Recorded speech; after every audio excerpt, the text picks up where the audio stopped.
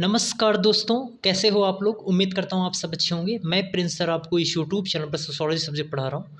छात्रों, आगामी परीक्षाओं को ध्यान में रखते हुए आपको one two one video provide किया जा रहा है और उम्मीद कर रहा हूँ कि आप सबको अच्छा लग रहा है, क्योंकि उससे आपका फीडबैक भी थोड़ा अच्छा आ रहा है कि व्यूज़ भी बढ़ रहे हैं उससे, और लोग जो भी इंटरेस्टेड हैं वो अपना कमेंट भी रख रहे हैं और कमेंट के साथ साथ अपना सुझाव भी दे रहे हैं कि हमें किस चीज़ की वीडियो हमें आवश्यक है। और आपको मैं आज ये भी सूचित करना चाहूँगा कि कुछ जो भी हमारे टॉपिक सेलेक्टेड हैं उनको मैं करा करके फिर अगर आप सबकी अगर डिमांड होगा तो मैं क्वेश्चंस के माध्यम से मैं आपकी हेल्प करूँगा, क्योंकि एग्ज़ाम आपका नज़दीक है तो क्वेश्चन पेपर थोड़ा सॉल्व कराना ज़रूरी है और डिस्क्रिप्टिव फॉर्म में। तो मैं उससे शुरू करूँगा। और आज के जो हम टॉपिक में मैं आज के सेशन ये जो सेशन चल रहा है आपका, इस सेशन के दौरान का जो आज का हमारा टॉपिक है वो काफ़ी महत्वपूर्ण है और काफ़ी इसको लेकर लोगों में डाउट भी है। तो मैं ऐसी आशा करूँगा कि आप इस वीडियो के अंतर्गत जो आज का टॉपिक है मार्क्सवाद, नौ मार्क्सवाद, उससे संबंधित आपका डाउट क्लियर हो जाएगा लगभग। ठीक है, डीपली तो मैं नहीं कह सकता कि वो डीपली यहाँ पे लिखना थोड़ा मुश्किल है, लेकिन आप एक बेसिक जो बातें हैं वो आपको क्लियर हो जाएंगी इससे संबंधित। तो चलिए शुरू करते हैं। और शुरू करने से पहले आपको एक चीज़ और बता देना चाहूँगा कि जैसा कि नेट का जो पेपर है वो नेट का पेपर 14 अगस्त ही मानकर आप चलिए, क्योंकि उससे संबंधित कुछ फेक न्यूज़ भी है कि एग्ज़ाम टल गया है, ये है वो है। लेकिन मेरा ऐसा मानना है कि आप इन सब सारी चीज़ों पे विश्वास ना करिए, क्योंकि जब तक ऑफ़िशियल न्यूज़ ना आ जाए तब तक आप इसे मत मानिए। आप कहेंगे कि आप ऑफ़िशियल सर ये है, ऑफ़िशियल नहीं है। आप नेट के साइट पे जाकर देखेंगे, वहाँ पर ये मेंशन नहीं है, किसी प्रकार का कोई नोटिस नहीं है। तो आप तब तक ना मानें जब तक आपको नोटिस एनटीए के द्वारा यानी यूजी सीनेट की वेबसाइट पर ना मिल जाए। आपको सबको पता है ये वेबसाइट किस जगह पे है। ठीक है, तो चलिए शुरू करते हैं। ये सब हमारा काम नहीं है, हमारा पढ़ाना उद्देश्य है और आपका पढ़ना उद्देश्य है। ठीक है, जब एग्ज़ाम कराएगा आपको इन्फॉर्म कर दिया जाएगा। तो चलिए, तो शुरू करते हैं। और मार्क्सवाद और नौ मार्क्सवाद को देखिए, अगर हम इसे जानने से पूर्व एक थोड़ा हम ब्रीफ ये जान लें इसके बारे में। एक्चुअली जो मार्क्सवाद है वो परंपरावाद और रूढ़िवाद पर बेस्ड है, ऐसे आप समझिए। और जबकि जो नौ मार्क्सवाद है वो आधुनिकतावाद या उत्तर आधुनिकतावाद पर क्या है, पर आधारित है। इस तरीके से आप समझिए, यानी ये परंपरागत और वो क्या है, आधुनिक। इस संदर्भ में आप समझिए दोनों में अंतर। अब बात आती है कि मार्क्सवाद से जुड़े जो विद्वान हैं। अब आपको मार्क्सवाद से संबंधित ये लग रहा होगा कि सिर्फ मार्क्स की विचारधारा है। नहीं, मार्क्सवाद में मार्क्स के अलावा भी दो अन्य भी हैं, जैसे लेनिन और एंजल्स। देखिए यहाँ पे मैंने पेंसिल से लिखा है, आप इस यहाँ पे ध्यान रखिएगा कि ये जान लीजिए, एंजल्स हैं और लेनिन है। ओके, तो ये दोनों ध्यान रखिएगा। तो ये तीन लोगों की विचारधारा पर आधारित, मुख्यतः तीन लोगों की विचारधारा पर आधारित मार्क्सवाद टिका हुआ है। तो ये ध्यान रखिएगा। लेकिन एक चीज़ और भी है, मार्क्सवाद में मार्क्सवाद की जो विचारों का जो एक खंडन करने का कार्य किया है या इसकी आलोचना करने का कार्य, वो मार्क्स के विचारों को ही आधार बनाकर नव मार्क्सवाद ने किया है। नव मार्क्सवाद क्या करता है? नव मार्क्सवाद मैंने आपको पहले ही बता दिया कि आधुनिकता उत्तर आधुनिकता पर आधारित है। तो कोई भी चीज़ अपने आप में मॉडर्न होने की वजह से वो परंपरा का क्या करेगी, विरोध करेगी। यानी नव मार्क्सवाद के विचारों को अस्वीकार करके और अस्वीकार करने के बाद उन्हें उनमें संशोधन करने का कार्य किया है। ये ध्यान रखिएगा। इसने कॉपी टू कॉपी इसने स्वीकार नहीं किया है, बल्कि उनकी बातों को ले करके उसमें संशोधन या जो भी कमियां थी उन्हें सुधार करने का कार्य किया है और फिर उन्हें क्या किया, एक नए ढंग से प्रस्तुत करने का कार्य किया। ये आप ध्यान रखिएगा, ये बहुत महत्वपूर्ण पॉइंट है। पूर्णतया अस्वीकार नहीं किया है। ये भी हमारे प्रश्न नेट के पेपर में आप क्वेश्चन पेपर देखिएगा, प्रीवियस ईयर का आपको मिल जाएगा, 2012-2015 का देखिएगा, उसमें मिल जाएगा क्वेश्चन। ये भी प्रश्न है कि नव मार्क्सवाद करता क्या है मार्क्सवाद को। तो पूर्ण रूप से अस्वीकार नहीं, बल्कि उनकी बातों को अस्वीकार करके उसमें संशोधन करता है, उन्हें नए ढंग से प्रस्तुत करता है। मैं दोबारा रिपीट कर दिया इसीलिए। ठीक, अब बात आती है कि नव मार्क्सवाद से जुड़े विद्वान कौन कौन से हैं। तो उसमें हैबरमास और अल्थुजर। अब आप कहेंगे सर और भी हैं, और भी हैं, लेकिन मुख्य रूप से हम हैबरमास और अल्थुजर को ही कोड करेंगे, क्योंकि हमारा एग्जाम इन्हीं को ही टारगेट करता है मुख्यतः। यही नव मार्क्सवादी जो विचारक हैं इन्हीं को ही टारगेट करता है। आपको इनके दोनों के बारे में तुलनात्मक जानकारी होनी जरूरी है। तो चलिए, हम लोग पहले जान लेते हैं कि कुछ कुछ जो भी पॉइंट इंपॉर्टेंट है उस पॉइंट के अनुसार हम जानते हैं कि मार्क्सवाद क्या कहता है, और मार्क्सवाद को अस्वीकार करके या मार्क्सवाद की जो भी विचारधारा है उसे अस्वीकार करके नव मार्क्सवाद उन्हें कैसे या किस प्रकार नए ढंग से प्रस्तुत करने का कार्य करता है। अगर हम सर्वप्रथम पहले अगर हम बात करें, देखिए यहाँ पे मैंने आपको लिख भी दिया है कि मार्क्स मुख्यतः किसकी विचार, मार्क्स की ही विचारधारा पर केंद्रित है मार्क्सवाद। मुख्यतः मैंने लिखा है क्योंकि मैंने आपको पहले बताया कि इससे 3 लोग जुड़े हैं, लेकिन मुख्य रूप से इन्हीं के ही विचारों को कोड करके हैबरमास और अल्थुजर अपनी बात को क्या करते हैं, व्यक्त करते हैं। चलिए अगर हम पहले पॉइंट की बात करें तो उत्पादन विधि, एक्चुअली जैसा कि आपको पता है कि जो उत्पादन विधि, इसमें 2 चीज़ें होती हैं, उत्पादन शक्ति और उत्पादन संबंध, ये दो पॉइंट होते हैं। इसमें जो भी भौतिक पदार्थ है यानी जो आर्थिक तथ्य, ये उत्पादन विधि क्या है, इससे ये संबंधित किससे है, आर्थिक से है। तो यहाँ पर जो मार्क्स हैं वो मार्क्स समाज में होने वाले बदलाव का जो कारण है वो अर्थव्यवस्था या उत्पादन विधि को जिम्मेदार बताते हैं मुख्य रूप से, या एकमात्र आधार सिर्फ उत्पादन विधि को बताते हैं मार्क्स। जबकि इसी बात को खंडित करते हुए नव मार्क्सवाद या मुख्यतः अल्थुजर, देखिए मैंने यहाँ पर ये भी लिख दिया अल्थुजर, ये अल्थुजर के विचार है मुख्य रूप से। मैंने पहले भी कहा कि हैबरमास और अल्थुजर ही इसकी विचारधारा को क्या करते हैं, खंडित करते हैं मुख्य रूप से। तो मैं आपको ध्यान रखिए, कोड भी करता रहूँगा बार बार कि ये विचार किसका है। तो मैंने क्या कहा कि आर्थिक तत्व ही क्या होते हैं, समाज में होने वाले बदलाव का कारण है, ऐसा मानता है मार्क्स या मार्क्सवाद मानता है। इसी विचार का खंडित करते हुए आर्थिक तत्व को तो स्वीकार करते हैं अल्थुजर, लेकिन इसके साथ साथ कहते हैं कि जो राजनीतिक कारक हैं और वैचारिकी, ये भी क्या है, जिम्मेदार है समाज में होने वाले परिवर्तन या बदलाव के लिए। ठीक है, तो ये ध्यान रखिएगा। तो आपको ये पता हो गया, ये सिर्फ आर्थिक को मानते हैं, लेकिन ये आर्थिक को क्या कर रहा है, अस्वीकार कर रहा है, लेकिन उसमें संशोधन करके ये भी कह रहा है कि राजनीतिक तत्व और वैचारिकी। ये ध्यान रखिएगा, आपके एग्जाम में ये भी आता है प्रश्न कि जो अल्थुजर हैं वो उन्होंने किन किन तत्वों को समाज में होने वाले बदलाव के लिए जिम्मेदार ठहराया है। तो वो आर्थिक, राजनीतिक और वैचारिकी, ये प्रश्न आया है, क्वेश्चन पेपर उठा के देखिएगा 2015 का, वहाँ पर प्रश्न आया हुआ है। ठीक है, चलिए अब दूसरा पॉइंट देखते हैं। आप समझते रहिए अच्छे से और ध्यान से मेरी बात सुनते रहिए, क्योंकि सारी पॉइंट यहाँ पे लिखना मुश्किल है। आप इसको स्पीड स्लो कर लीजिए और फिर इसे ध्यान से आप लिख भी सकते हैं। दूसरा पॉइंट क्या है, ऐतिहासिक भौतिकवाद यानी इतिहास। इसमें क्या है, ऐतिहासिक भौतिकवाद यानी इतिहास। एक्चुअली ऐतिहासिक भौतिकवाद क्या कहता है कि इतिहास में, यानी जो इतिहास में जो भी बदलाव है, यानी प्राचीन समाज से आधुनिक समाज में जो परिवर्तन है और व्यवस्था का जो भी संचालन है, उसमें मुख्य रूप से कौन जिम्मेदार है, उसके लिए मुख्य रूप से कौन है, भौतिक पदार्थ क्या है, जिम्मेदार है। भौतिक पदार्थ क्या करते हैं, भौतिक पदार्थों के वितरण में या बौद्धिक पदार्थों का जो वितरण है वो असमान वितरण की वजह से इतिहास में संघर्ष उत्पन्न होता है। संघर्ष के फलस्वरूप क्या होता है, समाज, एक समाज से दूसरे समाज में क्या होता है, बदलाव होता है, या एक समाज से दूसरे समाज में क्या होता है, व्यवस्था परिवर्तित होती है। और इसके लिए क्या जिम्मेदार ठहरा है, तो भौतिक पदार्थ को।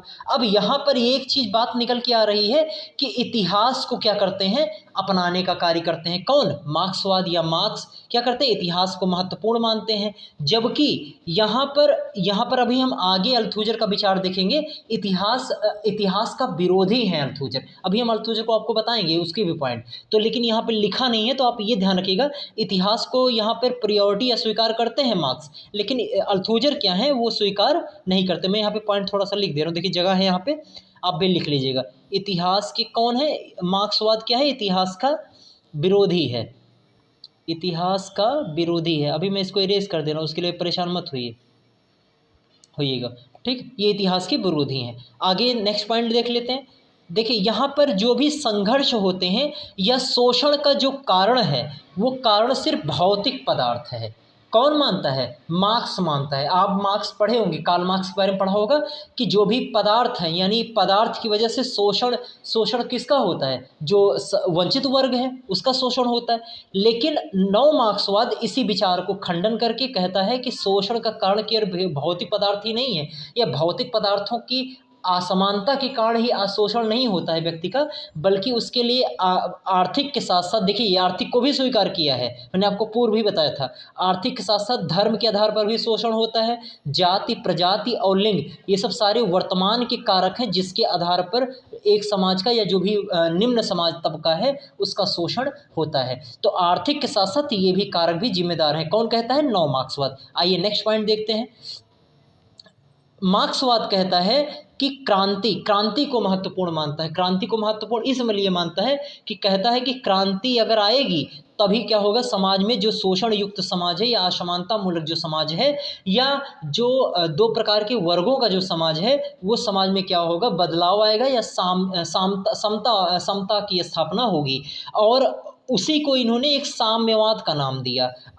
साम्यवाद यानी ऐसा समाज जहाँ पर किसी प्रकार का कोई वर्ग नहीं होगा, और वर्ग नहीं होगा साथ ही लोग समान रूप से समान अधिकार लोगों को प्राप्त होंगे, लोगों की किसी प्रकार की कोई प्रभुता व्यक्तिगत नहीं होगी बल्कि एक सामूहिक प्रभुता होगी। इस प्रकार के समाज को क्या कहा? साम्यवादी समाज कहा। लेकिन इसके लिए इन्होंने जिम्मेदार या कहेंगे कि कारक के रूप में किसे जिम्मेदार बताया कि क्रांति, यानी जब तक क्रांति नहीं करेगा सर्वहारा तब तक ऐसे समाज की कल्पना नहीं की जा सकती है। ठीक है, यानी ये समाज सिर्फ काल्पनिक था, अब तक कोई ऐसा समाज नहीं है। इसी संदर्भ में इनकी आलोचना भी होती है। कार्ल मार्क्स की आलोचना इस बात से की जाती है कि कार्ल मार्क्स ने ऐसे समाज की कल्पना की थी जो आज तक दिखाई ही नहीं देता या दिखाई नहीं पड़ेगा, ऐसी व्याख्या की जाती है। इस आधार पर इनकी आलोचना की जाती है।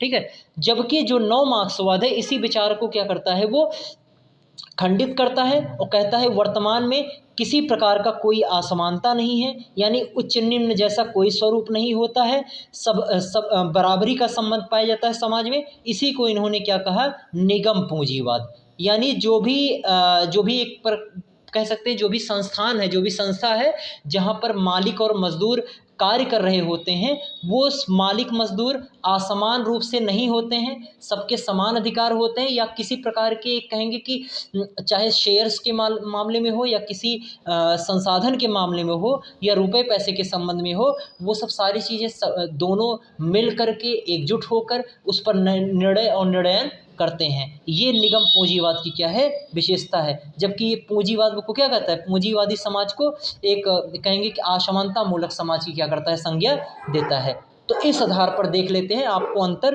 तो मैं ऐसी आशा कर रहा हूँ कि आपको एक बेसिक जो अंतर है वो अंतर आपको इन दोनों के माध्यम से या इन दोनों में अंतर के आधार पर आपको जानकारी प्राप्त हो गई होगी, बेसिक जानकारी प्राप्त हो गई होगी। इसके संबंध में डिटेल्ड जो एक वीडियो होता है, जैसे कि आज मैं आपको अल्थुजर करा दे रहा हूँ, इसी प्रकार मैं जो हैबरमास हैं उनको भी समझाऊंगा, लेकिन अल्थुजर को मैं शॉर्ट में यहाँ समझा रहा हूँ। अल्थुजर की जो महत्वपूर्ण जो भी अवधारणाएं हैं उनको मैं एक एक वीडियो के माध्यम से आपको मैं क्या करूँगा? प्रोवाइड कर दूंगा। इसके लिए बिल्कुल निश्चिंत होइए, बस आप अपना काम करते रहिए। आपको लास्ट में बोला जाता है, आप लोग इस पर ध्यान नहीं देते हैं। आप इसे अधिक से अधिक लोगों को शेयर करिए, सब्सक्राइब करिए, जो नए हैं सब्सक्राइब कर सकते हैं, साथ ही बेल आइकन को प्रेस करिए और मेरे टेलीग्राम चैनल से आप जुड़िए। टेलीग्राम चैनल में ही मैं सारे वीडियो अपलोड कर रहा हूँ, फ्री ऑफ कॉस्ट प्रोवाइड कर रहा हूँ। उसमें जीएस के भी पेपर होंगे, यूपीसीसी को टारगेट, यहाँ पे जीके वाला 30 क्वेश्चन आते हैं तो उसको भी मैंने टारगेट किया है, तो उसके भी क्वेश्चन आपको प्रोवाइड किया जाएगा। और क्वेश्चन नहीं, आपको मटेरियल आपको प्रोवाइड किया जाएगा, क्वेश्चन नहीं।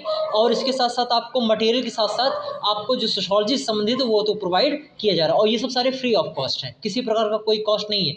तो आप सोशोलॉजी वर्ड के नाम से, टेलीग्राम चैनल है सोशोलॉजी वर्ड के नाम से, तो उसमें सर्च करिए, आप उसमें जुड़ सकते हैं। चलिए, तो हम अब ये इन्फॉर्मेशन थी महत्वपूर्ण, मैंने आपको बीच में ही दे दी। अब चलिए हम अल्थुजर के बारे में पढ़ते हैं थोड़ा।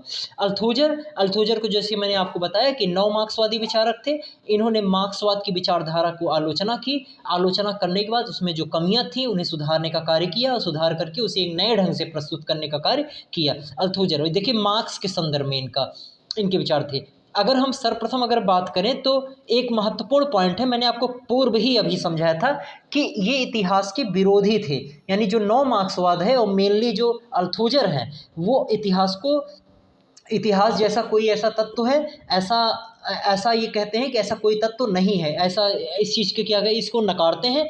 जबकि मार्क्स क्या कहता है, इतिहास को जिम्मेदार मानता है, यानी इतिहास को महत्वपूर्ण मानता है। वो कहता है कि जो बदलाव होता है जो इतिहास में, वो भौतिक तत्वों के बीच असमानता से और असमानता से होने वाले जो एक कहेंगे कि मनमुटाव या असंबद्धता से जो संघर्ष उत्पन्न होता है उससे इतिहास क्या होता है में बदलाव या समाज में क्या होता है बदलाव उत्पन्न होता है। यानी ये विरोधी हैं तो ये इतिहास को स्वीकार करते हैं। दूसरा पॉइंट क्या है, दूसरा पॉइंट ये है कि मानवतावाद को स्वीकार करता है। देखिए यानी व्यक्ति को महत्वपूर्ण मानता है, जबकि जो मार्क्सवाद है वो मानव को नहीं महत्वपूर्ण मानता है बल्कि परिस्थिति को महत्वपूर्ण मानता है। इसके संबंध में एक स्टेटमेंट है मार्क्स का स्टेटमेंट ये है कि कहते हैं कि मनुष्य इतिहास बनाते हैं लेकिन जिन परिस्थिति में वो इतिहास बनाते हैं वो परिस्थितियाँ उनकी बनाई नहीं होती हैं। इस कथन के माध्यम से ये विचार व्यक्त करते हैं कार्ल मार्क्स अल्थोजर कि ये मानव को क्या करते हैं अस्वीकार करते हैं बल्कि परिस्थिति को महत्वपूर्ण मानते हैं इतिहास में होने वाले बदलाव या संघर्ष के लिए। तीसरा पॉइंट है, ये बहुत महत्वपूर्ण पॉइंट है, इसको आप ध्यान रखिएगा। तीसरा पॉइंट ये है कि अधिसंरचना, यानी आपको अधिसंरचना के बारे में पता होगा। अधिसंरचना यानी सुपर स्ट्रक्चर। जैसा कि आपको पता है कि जो कार्ल मार्क्स दो प्रकार की संरचनाओं की बात करते हैं, एक अधोसंरचना और एक होता है अधिसंरचना।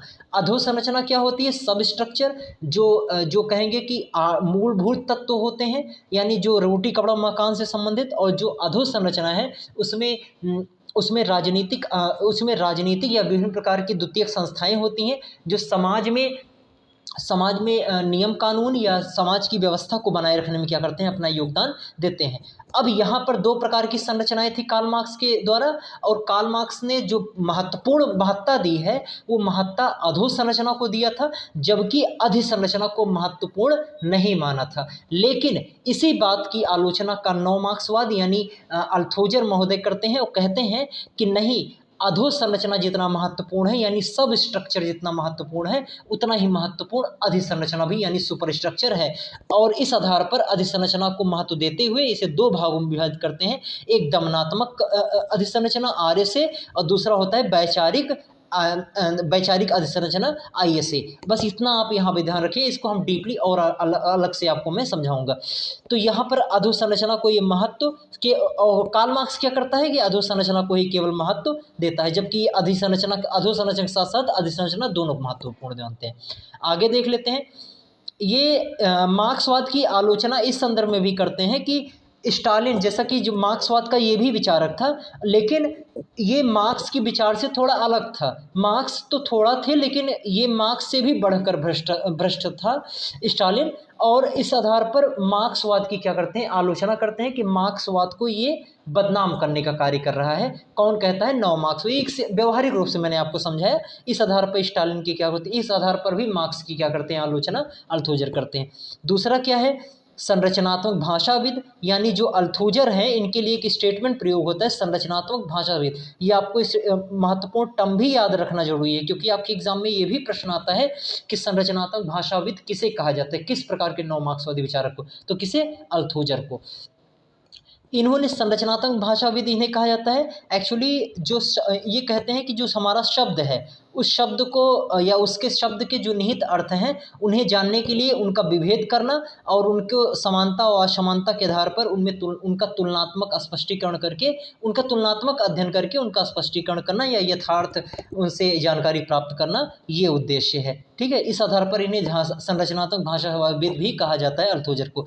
मैं ऐसी आशा कर रहा हूँ कि वीडियो आपको अच्छा लगा होगा, मटेरियल आपको अच्छा लगा होगा। आप लोग कमेंट के थ्रू अपना फीडबैक जरूर दीजिए कि आपको कैसा वीडियो लग रहा है। साथ ही साथ आप डिमांडिंग के रूप में आप ये भी बताइएगा कि आपको लेक्चर ही केवल चाहिए या क्वेश्चंस के फॉर्मेट में भी कुछ चीज़ें चाहिए। ठीक है, तो चलिए अभी यहीं पे हम विराम करते हैं और हम नेक्स्ट वीडियो में आपसे मिलेंगे। और आपको मैं लाइक, सब्सक्राइब और शेयर के लिए मैंने आपको बीच में ही इन्फॉर्मेशन दे दी थी, तो दोबारा नहीं बोलना चाहूँगा। आप वो काम अपना करते रहिए। Thank you so much. और टेलीग्राम चैनल से मत जुड़ना भूलिएगा, सोशोलॉजी वर्ड के नाम से चैनल है, वहाँ पर जाके आप टेलीग्राम पे सर्च करिएगा, आपको मिल जाएगा। Thank you so much. और आपको डिस्क्रिप्शन बॉक्स में भी मैं लिंक उसका दे दूँगा, सोशोलॉजी वर्ड के नाम से। और इसके साथ साथ अन्य वीडियो भी हैं, उसको भी आप देखा करिए। Thank you so much.